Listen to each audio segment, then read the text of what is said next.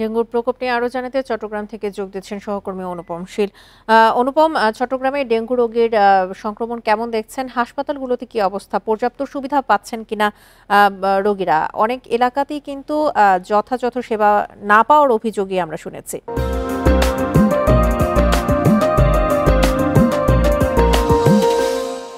ঢাকার নিউজে যেমনটি আমরা শুনছিলাম যে সেপ্টেম্বর মাসে বেশ বড় ধরনের মানে এই সংক্রমণের সংখ্যাটি বেড়েছে। চট্টগ্রামও ঠিক একই রকম অবস্থা। চট্টগ্রামে এখনো পর্যন্ত চলতি বছরে ৭০০-র মতো ৭ শতাধিক মানুষ ডেঙ্গি রোগে আক্রান্ত হয়েছেন সরকারি হিসেবে।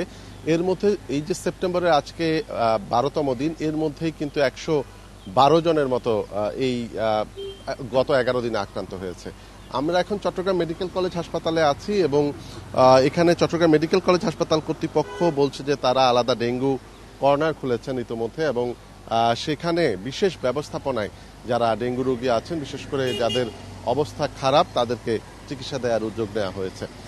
ইতিমধ্যে চট্টগ্রামে আমরা মোট এই বছর ৭ জন মারা গেছে ডেঙ্গু রোগে আক্রান্ত হয়ে সরকারি হিসেবে। তার মধ্যে কিন্তু ৪ জনই এই সেপ্টেম্বর মাসে, এবং গত পরশুদিন একদিনে ২ জন নারী মারা গেছেন, প্রসূতি মা মারা গেছেন। তারা মূলত ডেঙ্গু জ্বর থাকার পরে সন্তান জন্ম দিতে গিয়ে তারপর এরপরে জটিলতায় আসলে অর্থাৎ প্রসব পরবর্তী জটিলতায় তারা মারা গেছেন, এবং চিকিৎসকরা বলছেন যে ডেঙ্গু রোগে আক্রান্ত থাকার কারণে এই তাদের যে প্রসব পরবর্তী জটিলতা সেটি বড় ধরনের আকার ধারণ করে এবং তার ফলে তাদের প্রাণহানি ঘটেছে।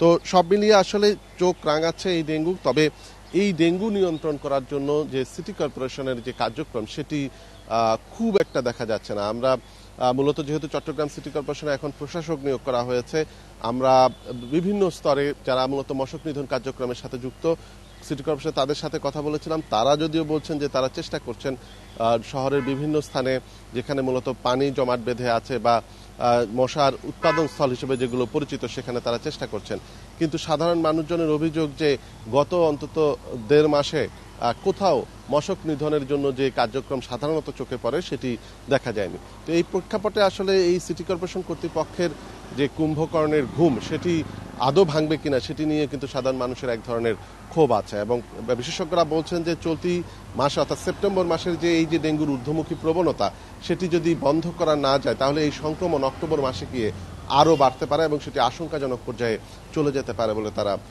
সতর্ক করেছেন। চট্টগ্রাম থেকে ডেঙ্গুর সবশেষ তথ্য নিয়ে জানাচ্ছিলেন সহকর্মী অনুপম শীল।